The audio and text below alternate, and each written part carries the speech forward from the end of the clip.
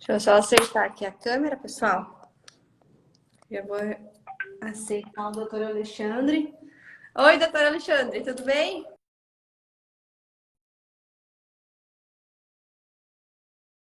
Tá me escutando bem?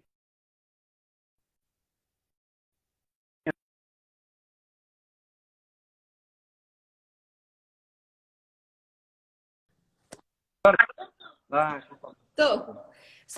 Eu só vou chamar o pessoal para entrar, tá? tá joia. Pessoal, Ok. pessoal, ajuda aí a enviar o. Clica aí no aviãozinho para chamar o pessoal para a live. Deixa eu só, ó, chamar todo mundo aqui. Uhum. Deixa eu só aproveitar aqui, compartilhar. Que é uma live muito importante e com muita informação legal. Então,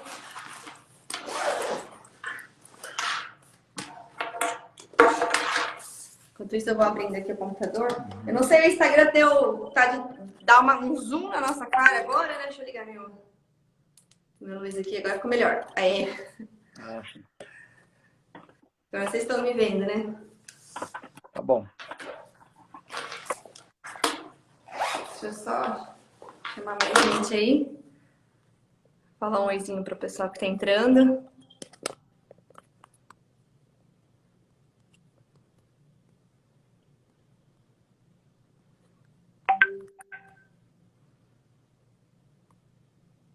Ei, Cris, tudo jóia, Cris?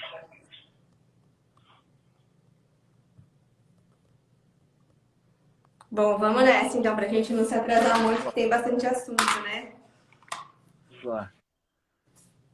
Doutora Alexandre, eu queria te agradecer por você estar aqui, disponibilizar o seu tempo para vir conversar com a gente sobre um assunto tão importante que é a saúde dos rins, né?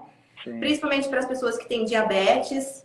É, eu tenho pacientes, né, que já têm lesões renais e eu acho que essa live ela vem trazer para a gente também, gente,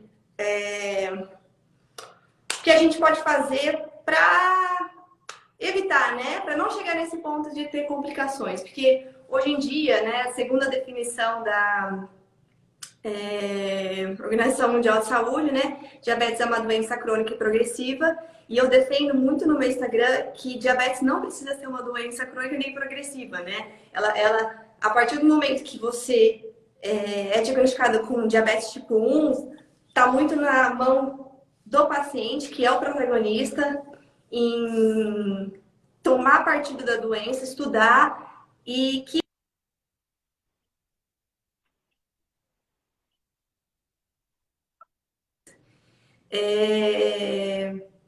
e é o que eu desejo para todo mundo que me segue, meu seguidor, e para o meu filho também, que é o que eu faço, né?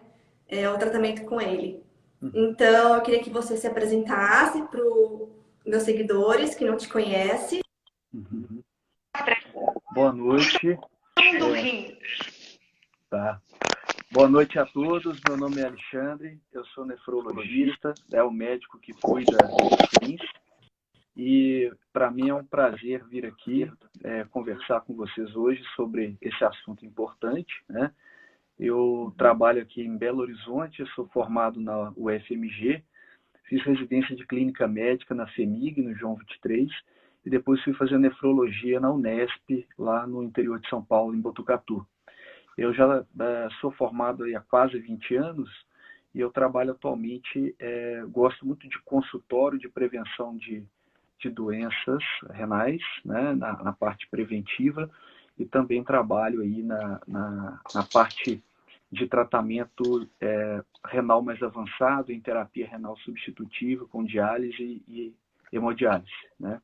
Mas a minha paixão mesmo é o consultório, a mudança de estilo de vida e o enfrentamento dessas doenças crônicas aí com posturas simples, mas extremamente efetivas, né?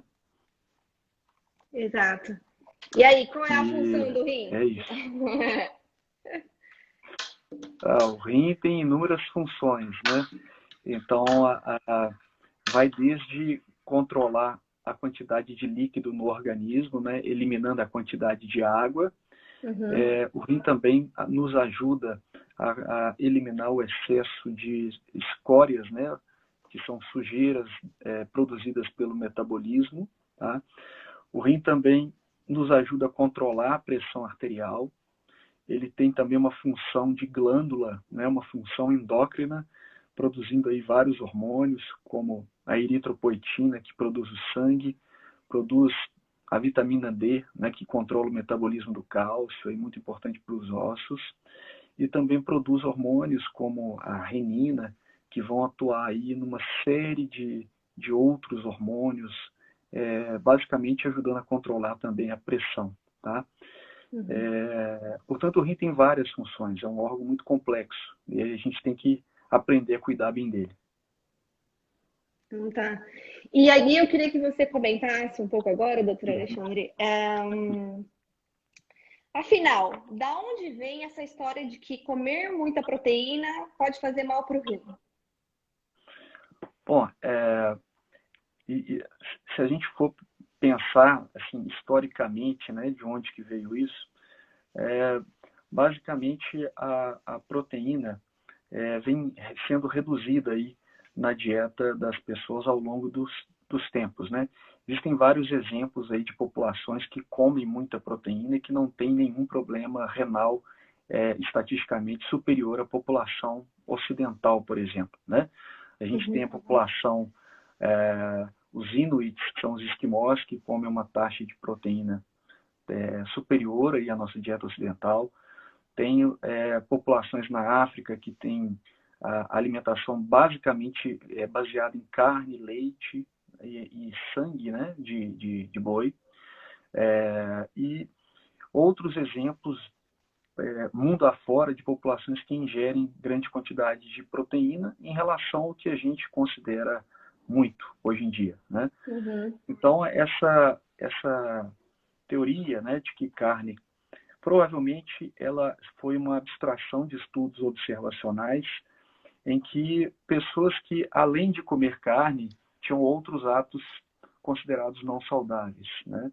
A gente pode dar exemplo, em epidemiologia a gente chama isso de variável de confusão. Né? As pessoas que não se sensibilizaram com recomendações de reduzir a quantidade de carne são as mesmas pessoas que podem fazer um uso abusivo de álcool, o uso de cigarro, ter um nível de estresse mais elevado ou um sedentarismo, né? Então, do ponto de vista de carne fazer mal para os rins, isso não procede do ponto de vista de meta-análises, tá? Que são os estudos que têm uma evidência mais alta. Tá? Doutor Alexandre, eu recebi uma pergunta na caixinha que está fora daqui das nossas perguntas, que quais exames que eu que tenho diabetes tipo 1 preciso fazer, se é anual, para saber como é que está a minha função do meu rim, como é que dos meus rins? Sim. O diabético tipo 1 é recomendado que ele comece a fazer as avaliações renais a partir do 5º ano do diagnóstico. Tá? Pode ser feito antes, sem problemas, mas geralmente no diagnóstico ainda o paciente não teve ainda uma exposição à doença capaz de repercutir negativamente nos rins, a não ser que tenha outra manifestação de alguma outra doença. Tá? Mas os exames que são feitos geralmente são a creatinina e o exame de urina. Tá? A gente pode também fazer... a creatinina é um exame que detecta uma substância que é produzida no músculo e a concentração dela no sangue nos dá uma ideia do nível de funcionamento renal. Então, ela se eleva mais tardiamente. Tá? Já o exame de urina, ele tem 2 partes, basicamente, a parte bioquímica e a parte de sedimento.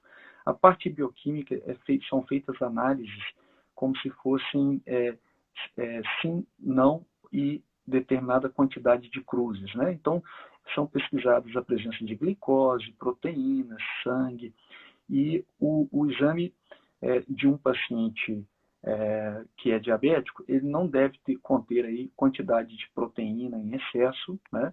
e nem de glicose, a não ser que ele faça o uso de alguma medicação que aumente aí a eliminação de glicose na urina. Já a presença de proteína na urina indica um possível dano renal e nós deveríamos partir aí para quantificação dessa quantidade de proteína, né? Então, basicamente, a creatinina e o exame de urina. Os pacientes também podem fazer a microalbuminúria, que é um exame mais sensível, que detecta perdas mais iniciais, mais precoces, tá? Essa perda de proteína, ela vai inferir dano renal, tá? Tá bem. Existe algum limite de proteína para a gente consumir ou não? Pode comer proteína à vontade? Olha, eu gosto mais de falar de limite inferior, né? Nós temos que ter atenção que grande parte da população come proteína abaixo do que a gente considera mínimo, né? Antigamente isso era mais comum, quando tínhamos problema de fome, desnutrição, mas com o advento aí de alimentos muito ultraprocessados, né, que são ricos em carboidratos, as pessoas continuam, às vezes, dando prioridade para esse tipo de alimentos do que comida de verdade, que teria aí uma quantidade de proteínas mais adequadas, tá? E isso vai depender também do tipo de dieta que a pessoa faz e com qual intuito, né? Por exemplo, a pessoa pode estar fazendo uma dieta cetogênica, né? E ele tem ali uma meta de ficar com corpos cetônicos mais elevados, por exemplo. E se a quantidade de proteína for muito alta, pode ser que você saia um pouco daquela meta de cetose que você se programou ou que está sendo orientado pelo nutricionista, né? Mas, em geral, tá? Assim, eu gosto de colocar limite máximo de proteína, geralmente para pacientes que têm uma doença grave, como doença renal avançada, que a gente considera estágio 4, estágio 5, que é quando o rim funciona menos de 30%. Então, aí a gente já começa a colocar uma restrição de proteínas, geralmente 0,8 gramas por quilo de peso por dia, tá? Antes disso, restringir proteína pode ser, inclusive, ruim, segundo algumas meta-análises que saíram, tá? Não só aumento de morte por outras causas, mas também progressão mais rápida da insuficiência renal, quando você reduz muito a proteína de pacientes renais, tá? Alguns estudos, né, assim, em pacientes que querem ficar em dieta cetogênica, eles costumam recomendar você não ultrapassar 1,7, por exemplo, né? Mas isso é muito com aquele objetivo de ficar com os corpos cetônicos mais altos, e existem alguns protocolos para você ir modulando a quantidade de proteína, tá? Mas a princípio é isso. Você pode, às vezes, atrapalhar uma dieta cetogênica se aumentar muito, mas aquela cetogênica terapêutica, né? Não a cetogênica, não a cetose nutricional, mas a cetose terapêutica. Entendi. Continuando nessa linha aí, existe algum problema de você estar no estado de cetose para os rins? Tipo, vai sobrecarregar os rins? Não. Pelo contrário. O estado de cetose, né, a gente pode entrar nesse estado através de duas formas, basicamente. O estado de jejum, né, e através da dieta cetogênica, que é uma dieta que simula um estado mais permanente de jejum, tá? Isso não sobrecarrega os rins, tá? Geralmente a gente até indica esse tipo de dieta para pacientes, por exemplo, com diabetes tipo 2, e a gente costuma ver, inclusive, melhora do funcionamento renal, tá? Então, não há sobrecarga renal por dieta cetogênica, dieta low carb, nenhuma desses tipos de dieta. E no início, quando eu mudo, por exemplo, para uma dieta cetogênica, eu venho de uma dieta padrão ocidental, com bastante carboidrato, e aí eu tenho mais chance de ter, por exemplo, cálculo renal? Olha, é, quando você passa de uma dieta normal para uma dieta cetogênica, se você não é diabético tipo 1, por exemplo, se você tem níveis de insulina normal ou hiperinsulinemia, que costuma ser, inclusive, uma das indicações, né, da gente tentar baixar essa insulina, o paciente tem uma queda dessa insulina e o paciente começa a reabsorver. A insulina, ela no rim, ela ajuda a reabsorver o sódio e o sódio, por consequência, absorve líquido, né? Quando você tem uma queda dos níveis de insulina, o rim começa a perder mais sódio e você tem uma chance de desidratar. Então, o paciente tem que aumentar a ingestão de água e, inclusive, de sal. Se ele deixar de fazer isso, por exemplo, ele pode ter os malefícios ali do início de dieta, com vômito, dor de cabeça, mal-estar, que o pessoal chama de gripe low carb, tá? Mas, por exemplo,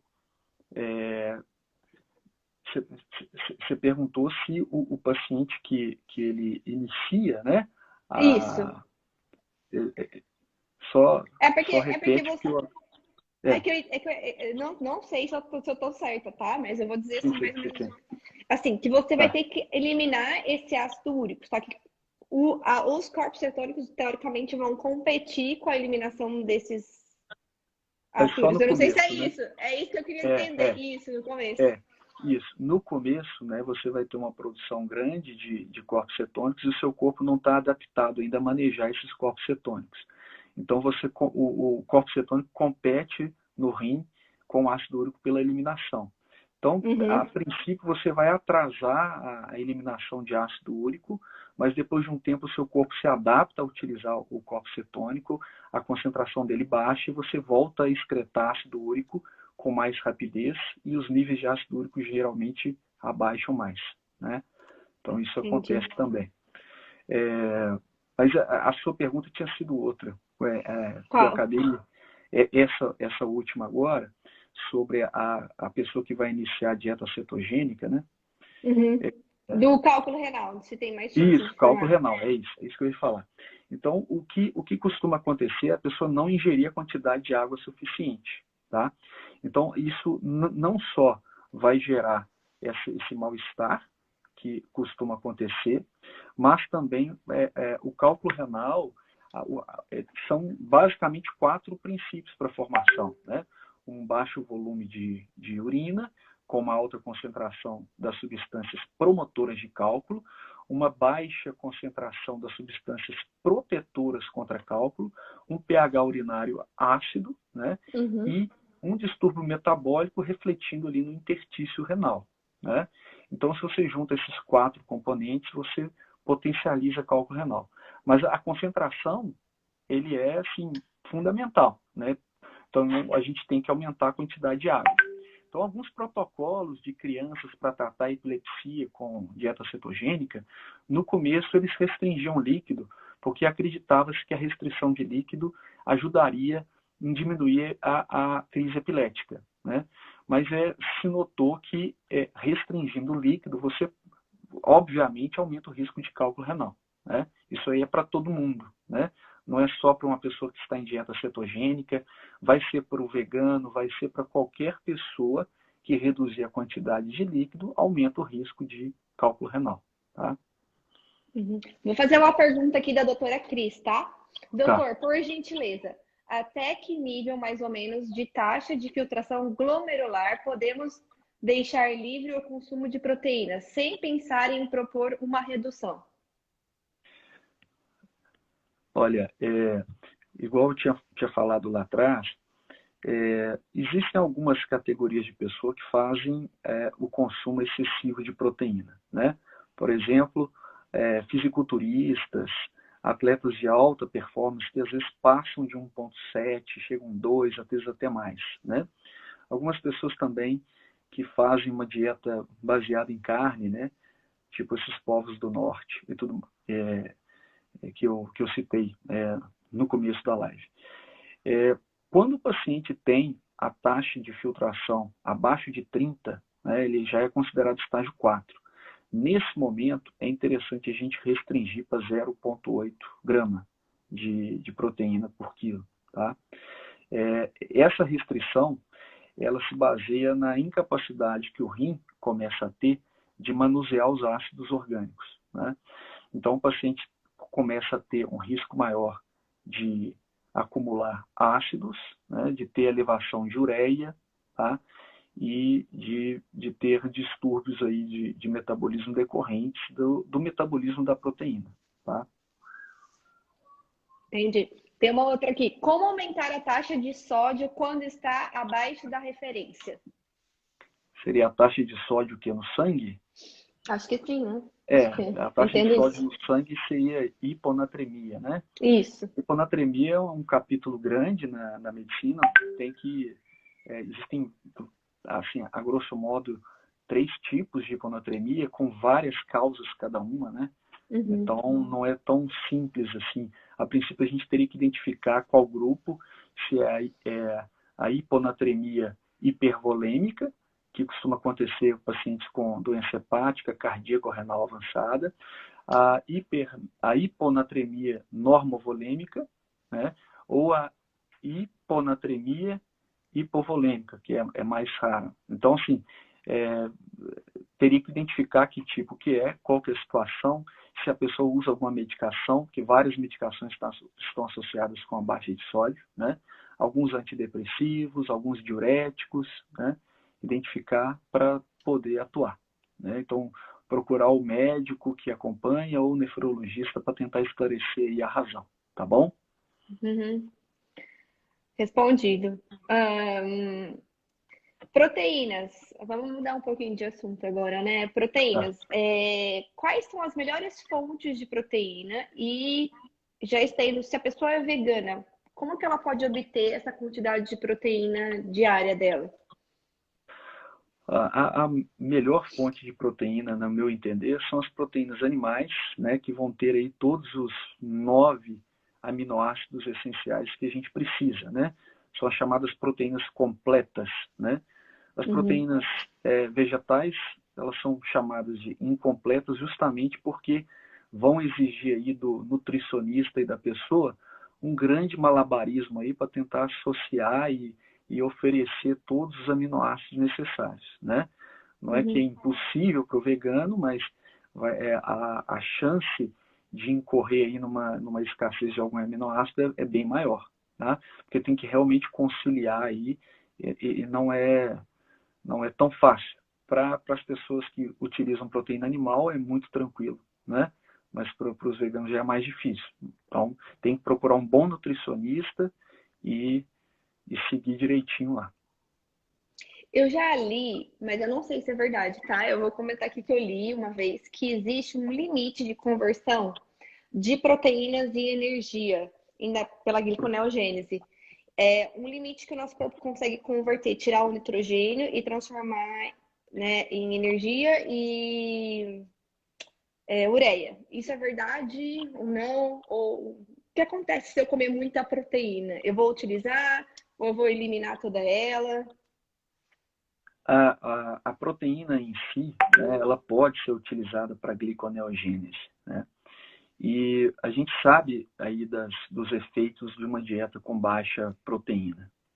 Vários pacientes que às vezes têm queixas aí de infecções de repetição, baixa energia, desempenho,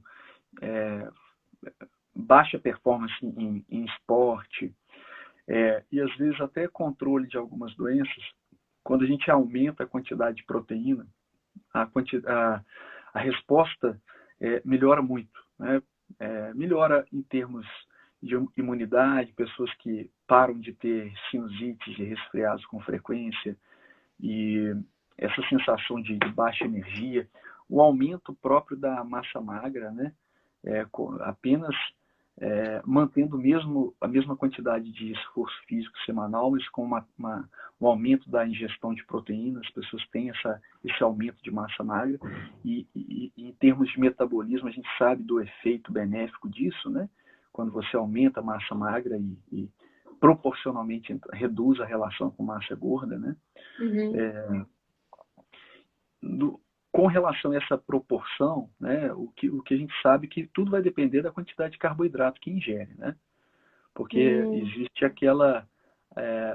se você ultrapassa a quantidade de carboidrato de determinado ponto, a depender da dieta que você está fazendo, você vai usar aquilo ali de energia. E o excesso, claro que a proteína também ela é quebrada, né? Vai ser utilizada para suas diversas funções, né? Produzir hormônio, enzima, fazer a restauração muscular, compor os órgãos internos e tudo mais, mas o que não for utilizado vai ser estocado. Mas É diferentemente, estocado, não é eliminado. Então, se eu tomar muito whey protein e não fizer nenhum exercício, só tomar um whey, o que acontece com esse excesso de proteína que eu estou usando? O que acontece? Você pode utilizar a grande parte desse excesso de proteína para produção de energia, né? Aí, o que vai diferenciar aí é a quantidade de carboidrato. Porque se você usa carboidrato, carboidrato é um macronutriente que o Jason Funk fala que é o que está na carteira, né? Se está na carteira, é o que você gasta primeiro. O que está na poupança, na realidade, ele se refere à gordura, né? Ele se refere à gordura. Então, o que está na carteira você gasta para depois meter a mão na poupança. A doutora Cris está falando que a gente vai engordar. A doutora Cris está falando aí. Posso engordar. Tá, mas, então, explica pra gente esse processo aí, porque muita gente acha que a gente só tem fonte de energia vinda de carboidrato. Então, como que seria esse processo da gliconeogênese, né? O que é isso? Porque muita gente me descreve, mas Carol, como assim gliconeogênese? Bom, é o seguinte, que horas que você vai jantar aí hoje? Daqui a pouco, agora são 4h31 aqui, 6 horas geralmente eu janto. 6 horas você vai jantar. Você faz mais alguma refeição hoje ainda? E por que você não vai acordar amanhã morta de hipoglicemia? Porque meu organismo tem vários mecanismos, né? Glicogênio estocado aqui. Tem vários mecanismos. Um deles é que você vai quebrar o glicogênio, né? Que vai estar aí. Depois de algum tempo, vamos supor que você emende um jejum. Aí você não vai comer amanhã no café da manhã e vai pular o almoço, você vai fazer 24 horas de jejum, tá? Vamos supor. Tá. O que mantém, depois ali de 24 horas ali e tal, o que mantém o nível de glicose no seu sangue normal? Você não está ingerindo glicose, você está em jejum. Mas o que mantém normal? É justamente a gliconeogênese, né?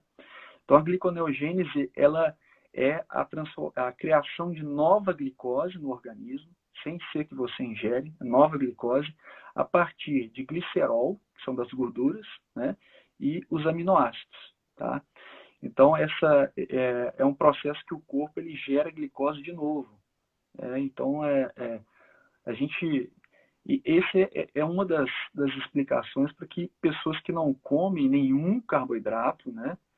Elas têm níveis normais de glicose no sangue. De onde que está vindo esse nível? O organismo gera tudo o que a gente precisa, tá? Ele tem esse processo que você falou, que é o inicial, né? Que a gente tem um estoque muito limitado ali de açúcares, né?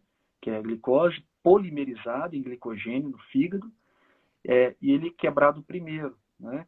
E aí o corpo começa a seguir, fazer gliconeogênese, né? E alguém vai perguntar assim, e a massa muscular? Então vai quebrar preferencialmente aminoácido? Não. Porque se a pessoa começa em jejum, a elevação de níveis de GH, e o GH protege um pouco a quebra de massa magra, né? Então você preferencialmente começa a utilizar as reservas de gordura com a transformação de glicerol, né? Ácido graxo e glicerol, que é o que quebra a gordura, né?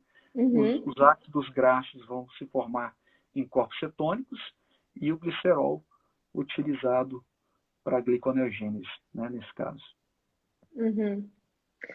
E agora eu queria entrar um pouco sobre diabetes e doenças renais. Qual é a relação entre diabetes e doenças renais? Primeiro eu queria saber qual é o probabilidade ou porcentagem, não sei, de pacientes com diabetes ou diabetes tipo 1, diabetes tipo 2 tem mais doença renal? Qual dos dois? E por que que diabetes é considerado assim, eu não sei se eu posso colocar assim como a base, o risco para você ter doenças renais. Não sei como é que eu posso colocar isso. Esse finalzinho aí eu não entendi o que você falou. Não entendi. Como que você pode? Como eu posso colocar, assim, como sendo um fator de risco? Não sei, a pessoa ter diabetes, ela tem mais risco de desenvolver doenças renais. Entendi, Não sei que eu posso entendi. colocar assim, dessa forma. Porque muitas pessoas falam assim, você tem diabetes, você tem mais risco de pegar Covid, sabe? Meio que relacionando assim, eu tenho diabetes, eu tenho mais risco de ter doenças renais. Sim, sim. Bom, inicialmente aí, a gente pode grosseiramente dividir os tipos de diabetes em tipo 1 e tipo 2, né? Uhum. Então, tipo 1, o paciente tem uma insuficiência de insulina e tipo 2, o paciente tem o organismo tem uma resistência à insulina, tá? Então, no começo tem até níveis altos de insulina. No mundo aí, mais ou menos, dá para dividir também, a gente tem cerca de 90% dos diabéticos são tipo 2 e 10% aí tipo 1, tá? Então, proporcionalmente, os pacientes que chegam em diálise são muito mais os tipo 2. Tá? E como o tipo 2, às vezes, ele é assintomático, tá? Muitas vezes o paciente pode ficar anos aí diabético sem saber que é diabético. Então, no diagnóstico, grande parte dos pacientes já tem alguma lesão de órgão-alvo, né?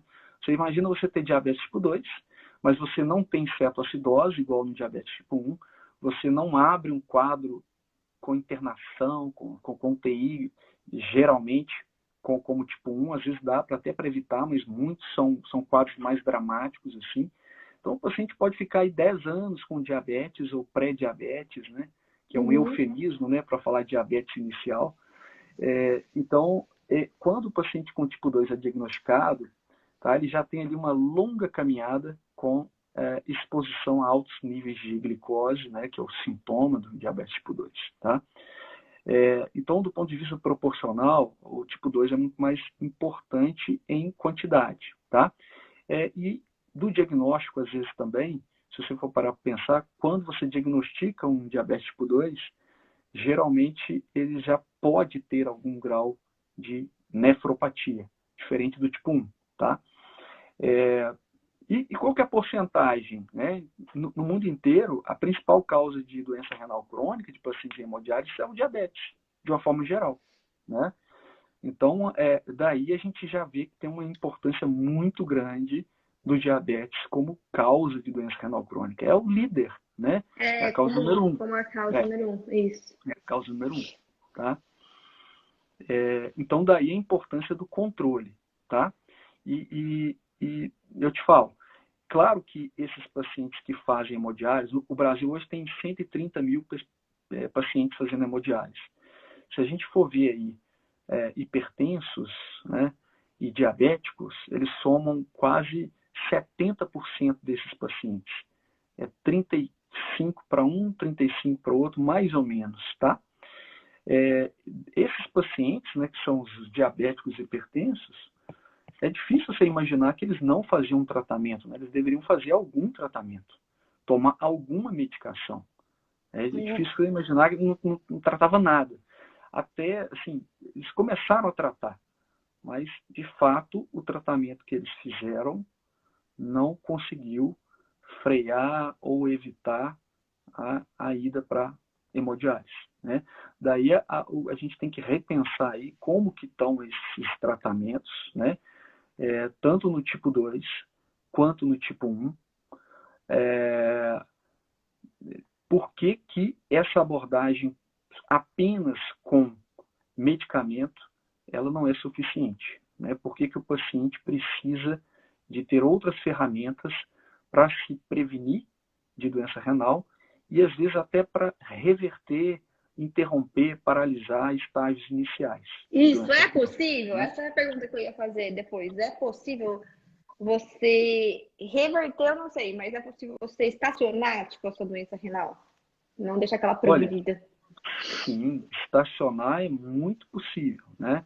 Eu tenho pacientes em consultório, assim, comigo há quase 10 anos, sem progressão de doença, fazendo o tratamento, né, que envolve tratamento multiprofissional, né, sempre com nutricionista, às vezes até com psicólogo tal, e com médico, fazendo o uso de medicações e focando muito em estilo de vida, né?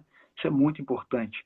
A pergunta da Clécia aqui, ó, por que Isso. diabetes e pressão alta caminham juntos, né? Uhum. Primeiro, né, se a gente for pensar em diabetes tipo 2, fica muito clara, né, a associação, porque ambos são componentes de síndrome metabólica. Então, o pano de fundo deles é resistência à insulina. O organismo é resistente à insulina. Então, inclusive, essa resistência à insulina, essa insulina alta, ela é um dos fatores que contribui para o enrijecimento das artérias, para ter a elevação de pressão. Além do mais, a insulina alta também estimula o rim a reter sódio. E o sódio aumentado vai reter água e contribui diretamente para o aumento da pressão arterial. Dentre outros fatores também mais inflamatórios e tudo mais, mas esses seriam os básicos, né? Do tipo 1, se a gente for parar para pensar, é a mesma coisa, né? O paciente tipo 1 com um mau controle, sem utilizar essas mudanças de estilo de vida tão importantes, ele pode, depois de um tempo, ter lesão do endotélio, né, enrijecimento das artérias, e isso daí provocar elevação da pressão. Outra possibilidade é que o diabetes tipo 1 também faça a nefropatia. E aí, com a nefropatia, ele vai ter elevação da pressão pelo problema renal. É outra possibilidade. Entendi. Mandaram umas perguntas aqui também. Aqui. Por que diabético perde a massa muscular? Fica caquético. Alguém escreveu? O diabético tipo 1, no caso, é mais comum no diabético tipo 1, né? Uhum. Essa descrição, né? Geralmente o diabetes tipo 2, existem diabetes tipo 2 magros, né? Mas é menos comum. Então, o diabetes tipo 2 geralmente está associado com sobrepeso, né? Essa pergunta No tipo 1, eu acho que pelo descontrole, primeira coisa que eu colocaria, mau controle glicêmico, eu responderia assim. Depois, quantidade inadequada de proteína e quantidade inadequada de insulina para cobrir essa proteína. Porque muita gente só fala em contagem de carboidratos e esquece de contar as proteínas e as gorduras, que também elevam a glicemia em menor quantidade, mas também elevam. Então, eu, Carol, colocaria nessas 3 coisas, nesses 3 fatores. Mas o primeiro, descontrole glicêmico, né? Tem que ser avaliada. A pessoa que perguntou colocou aqui que é tipo 2, né? Tá. O tipo 2 já é menos comum, né? Então tem que avaliar, porque pode ser outras causas também, né? Essa magreza pode ter outras causas, doenças consumptivas, né? Pode não ser decorrente do diabetes em si também, né? Interessante. Deixa eu ver aqui mais nas minhas perguntas. As proteínas, elas podem aumentar a acidez do sangue? Isso é verdade ou não? Isso é um mito? Não, a acidez do sangue não é aumentada, né? Muita gente fala, não vou comer. Não, eu já ouvi isso. Muita gente vem com essa promessa quando você tem DM1, além do chá, o outro mito é você tem que parar de comer carne vermelha porque está deixando o seu sangue ácido. O rim é um mecanismo ele tem um mecanismo de controle muito perfeito, né? Então, você pode comer aí um churrasco, claro que a gente está falando de pessoas que são normais, né? Uma pessoa normal que não tem nenhuma doença renal ou hepática, pode comer um churrasco, sentar e comer porque o pH do sangue não vai alterar. E por quê?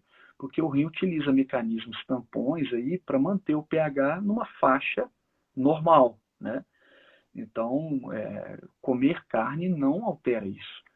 E existem, do ponto de vista, quando você come muita carne, às vezes você quer até um aumento da geração de amônia, né? Porque a teoria diz que quando você come muita carne, você tem muitos aminoácidos sulfurados e que isso daí gera uma carga de ácidos, e isso pode sobrecarregar o rim, porque o rim vai ter que lidar com isso.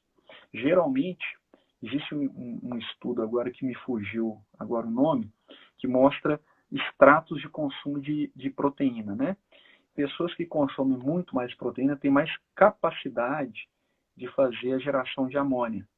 Aí, se você faz a geração de amônia, você consegue produzir bicarbonato para a quantidade necessária para manter esse pH, né, que é a acidez, o equilíbrio ali entre a acidez e a alcalinidade, né? Uhum.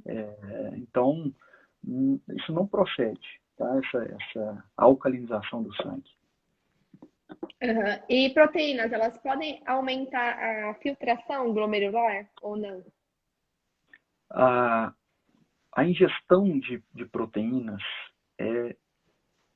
e outros estados fisiológicos, por exemplo, a gravidez, elas podem proporcionar temporariamente ali durante o tempo, por exemplo, durante a gravidez ou durante uma ingestão de proteína, teoricamente, essa elevação da taxa de filtração glomerular, né?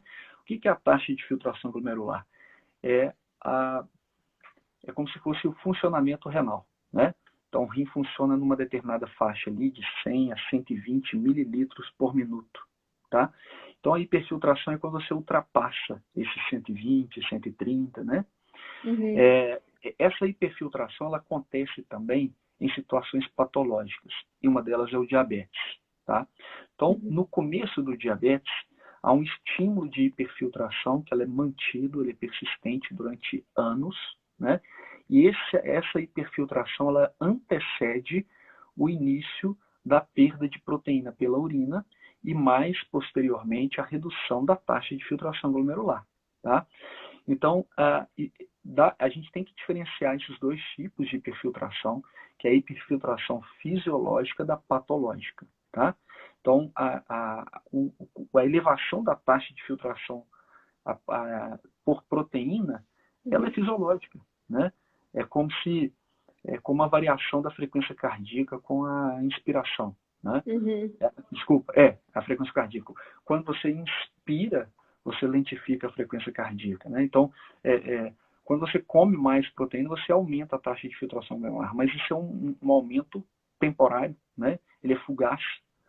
É diferente de um paciente que tem, por exemplo, hiperinsulinemia, que ele tem o nível de insulina de 40, né? Está acima do peso, tem pressão alta, colesterol alto, ácido úrico alto, tal.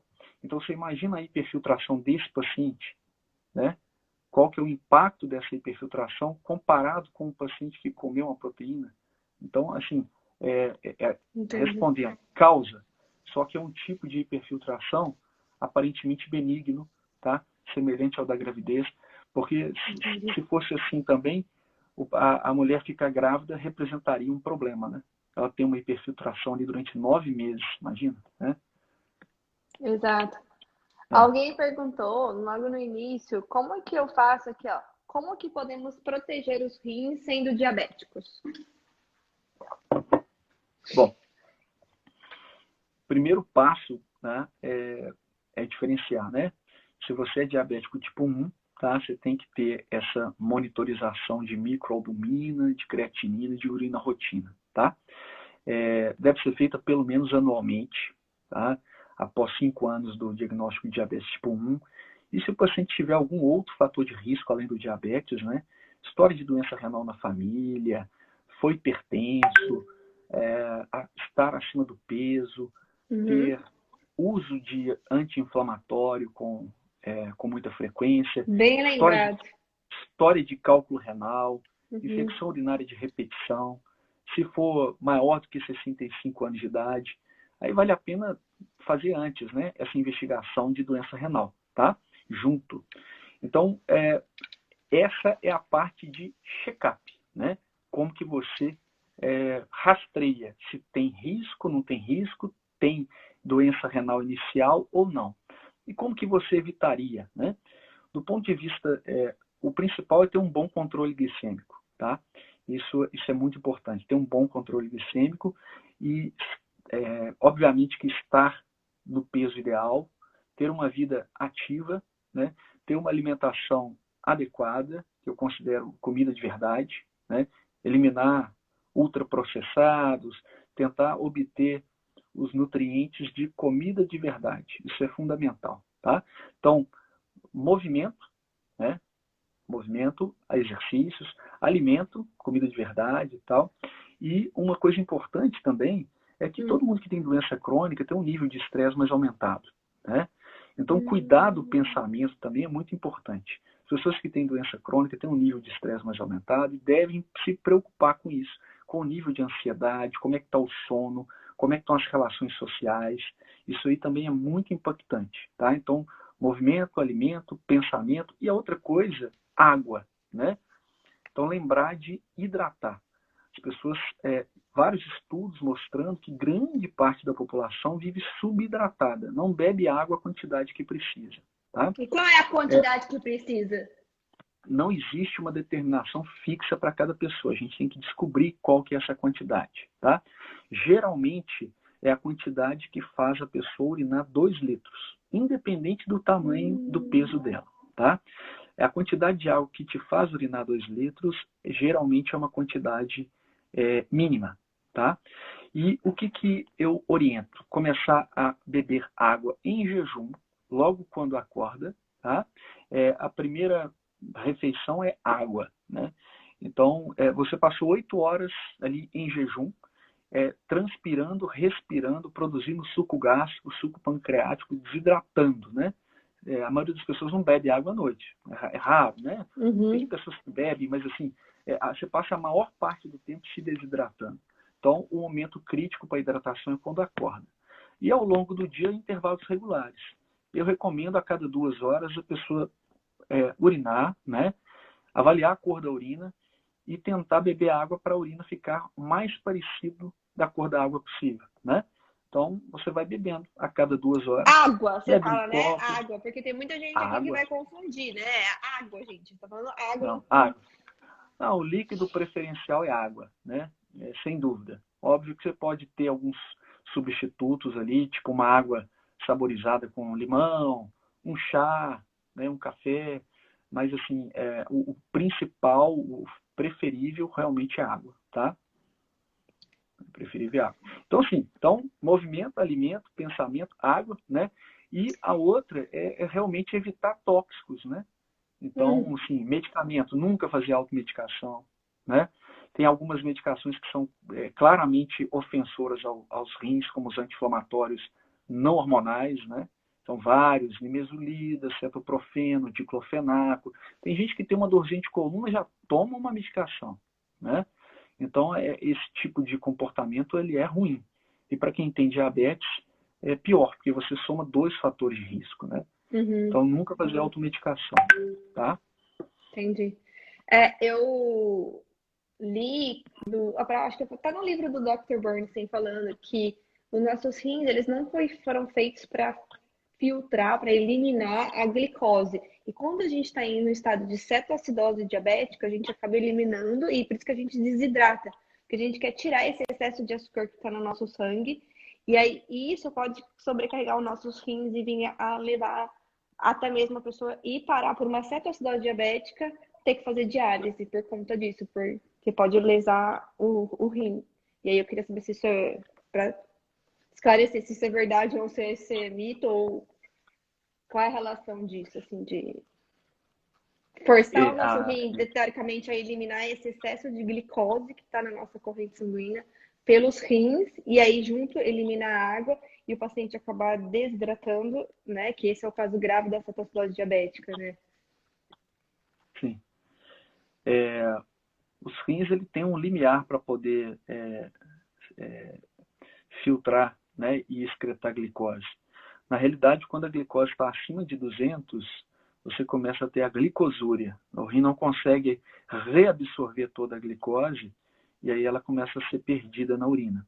Isso. Existe um grupo de medicações também que tem se mostrado bem promissor aí no tratamento de diabetes tipo 2, que são aqueles SLGT2, que eles também aumentam a glicosúria, né? E aí eles conseguem, com isso, controlar melhor o diabetes.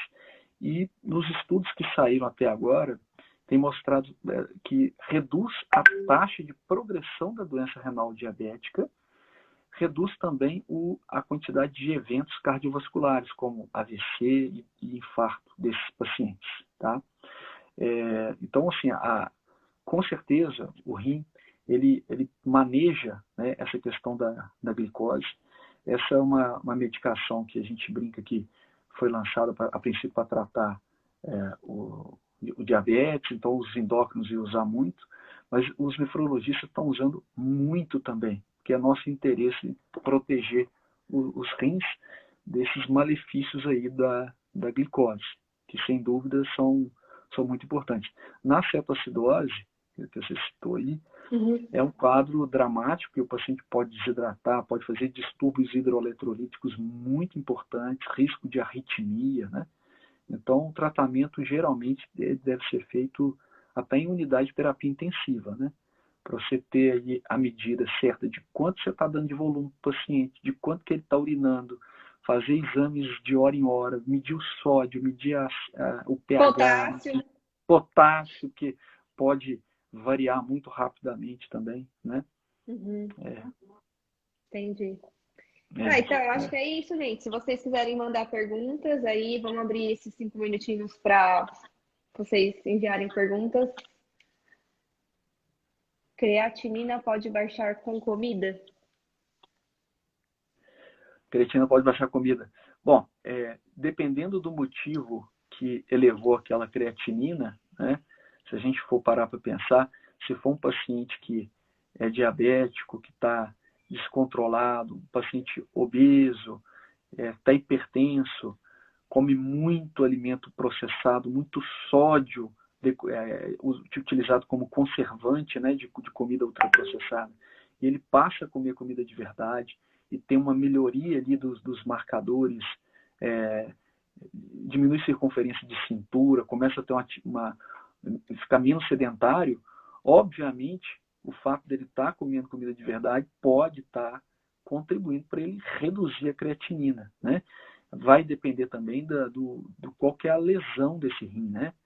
Se for uma lesão devido à síndrome metabólica ou até um paciente que tem uma chance de reversão de alguma doença, né? Tipo diabetes tipo 2, ele vai melhorar, né? Isso é muito comum em consultório, um paciente que muda o estilo de vida e ter redução de creatinina, tá? Aí tem assim, um diabetes tipo 2 sempre será diabético? Isso depende, né? Depende do tempo de diagnóstico do paciente e depende se ele vai se manter nas mudanças de estilo de vida, né? A gente sabe que tem pacientes que têm remissão do diabetes tipo 2, com uma dieta com restrição de carboidrato, mas se ele vai se manter aí vai depender da persistência dele na mudança de estilo de vida. Exato. O que fazer quando se tem uma hiperfiltração sem causa aparente? Sem causa aparente. Se o paciente tem uma elevação aí da taxa de filtração glomerular, para tirar a dúvida, o ideal é procurar um nefrologista, né? Para poder avaliar. Tem que ser confirmada mesmo, porque a taxa de filtração ela pode ser calculada, medida ou estimada de várias formas, né? Então, existe a fórmula CKD-EPI, que ela pode ser encontrada em várias calculadoras de smartphone, online. Você digita lá, basicamente, a creatinina, o sexo e a idade, e a etnia, né? Se é afro-americano ou não, e ele te dá a taxa de filtração glomerular, tá? E existe como você medir também, através da urina de 24 horas, né? Então, se ela for bem coletada, ela ajuda a melhorar um pouco aí a acurácia do método. E em pacientes que têm uma massa muscular muito pequena, ou pacientes que têm grande massa muscular, ou esses extremos, né? Essas pacientes que são extremos, a gente pode usar também a cistatina C, para a gente melhorar aí o cálculo dessa taxa de filtração glomerular. Mas, na dúvida, procurar o nefrologista. Uhum. Qual a chance de desenvolver complicações?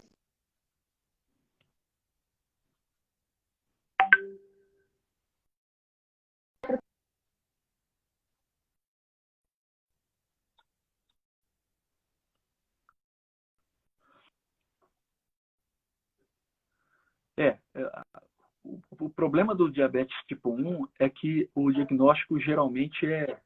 Tá me escutando?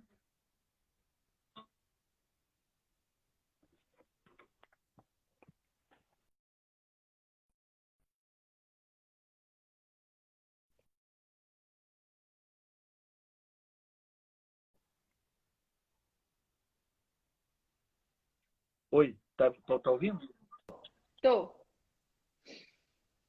Tá ouvindo? tô ouvindo. Ah, tá.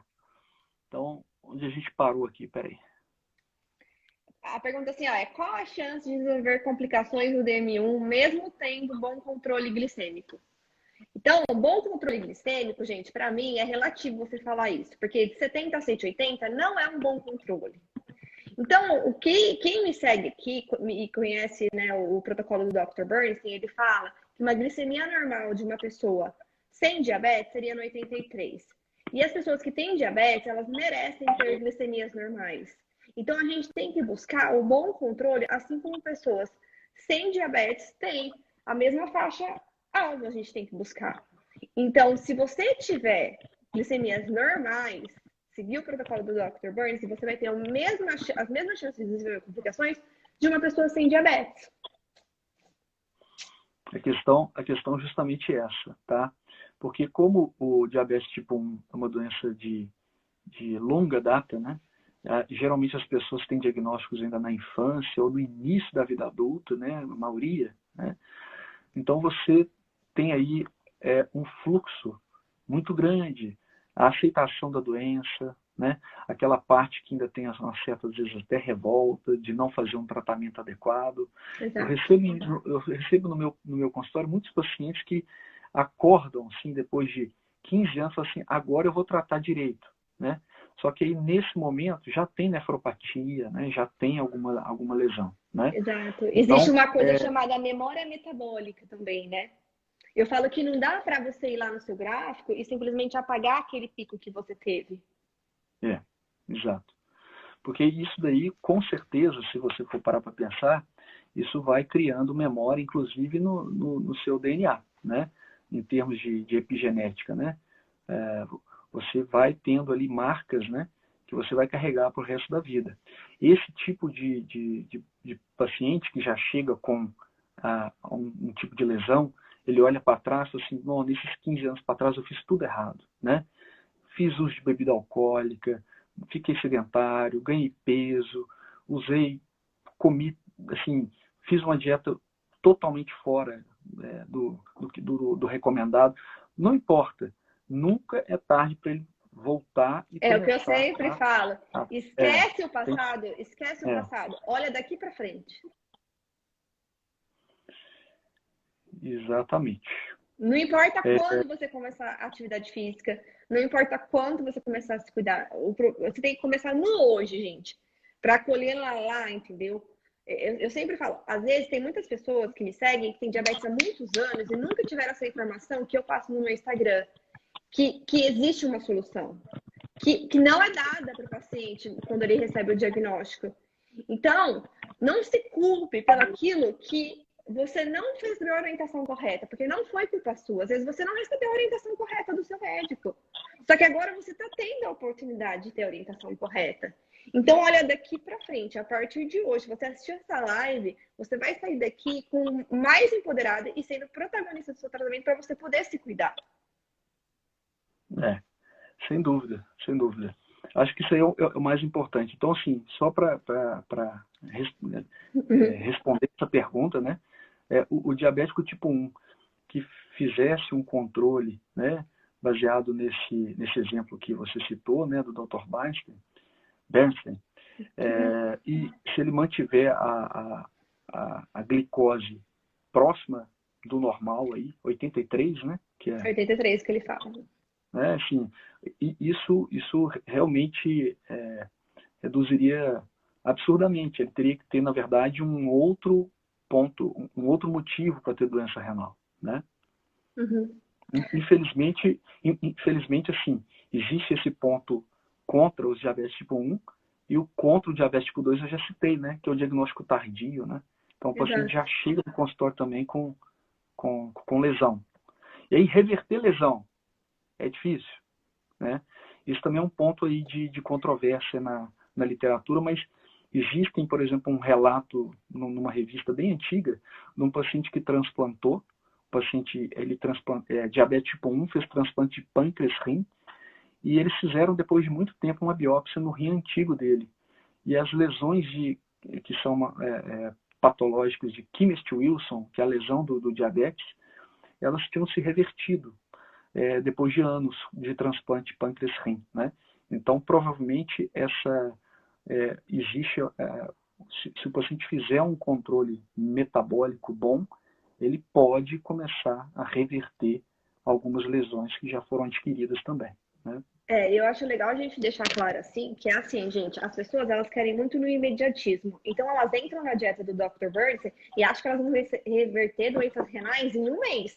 Só que não é assim. O Dr. Bernstein, ele tem glicemias normais, gente, lá desde os 40 anos, quando ele teve acesso ao primeiro glicosímetro que a esposa dele comprou, porque antes era só utilizado em centros cirúrgicos, e ele passou a checar a glicemia dele e ele viu que era o carboidrato que aumentava mais a glicemia, e a partir disso ele desenvolveu o protocolo dele. Então é assim, é um cuidado que você vai ter que ter pro resto da sua vida.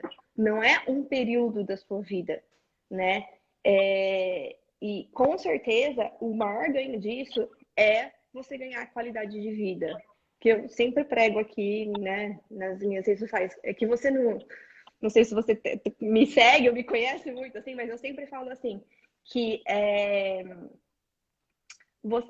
existem certas coisas que não dá pra gente, assim, não tá no nosso alcance, né? Então, assim, não espere que o diabetes faça você comer saudável. Coma saudável antes que o diabetes te imponha comer saudável, sabe? Porque muita gente espera ter alguma coisa para tomar essa consciência que tem que comer saudável. Não, comece a comer antes de ter a doença, antes de desenvolver as complicações.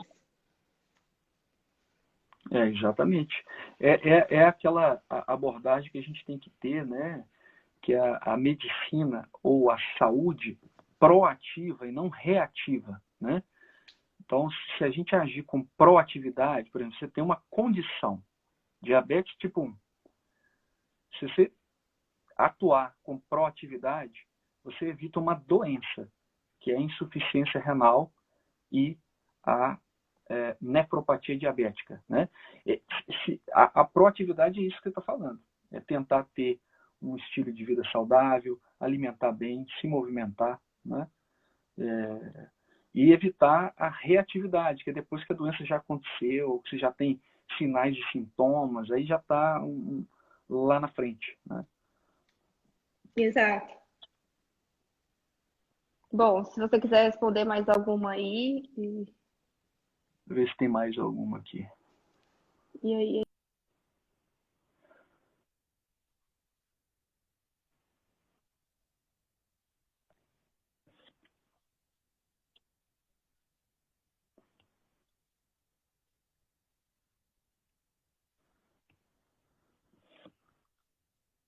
Elimina micronutrientes junto também, além da glicose.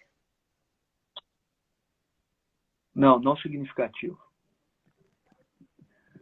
É basicamente a glicose mesmo. Uhum. Bom, gente, então é isso. Eu queria agradecer ao doutor Alexandre por ter disponibilizado o tempo dele aqui pra gente. Seguem ele lá, Alexandre Endócrino, seu Instagram, né? Não. Alexandre, Alexandre Nefrologista. Nefrologista. gente, cabeça, não sei onde eu tô com isso. Alexandre Nefrologista. É que eu acho que eu tô pensando na doutora Cris, que eu vi ela aí. Alexandre Nefrologista. Seguem ele lá, gente, no Instagram. Quem tiver mais dúvidas, pode escrever lá para ele. também. Deixa eu ver aqui. Muitos anos de diabetes tomando glifage pode dar mais problemas. Já mudei muitos hábitos, mas ela fica entre 120. O glifage ele só vai ter problema se a função renal piorar, né? Ela é uma medicação que tem aí seus benefícios no diabetes tipo 2, né? Ajuda, melhora bem a sensibilidade à insulina, tem aí uma contribuição em redução de peso, né? Então, manter o estilo de vida saudável, monitorar a função renal anualmente, né? Uhum. E ela vai ter, se você ler a bula, né, existe uma determinada taxa de filtração glomerular que ela é contraindicada, né, mas aí é mais avançado, né?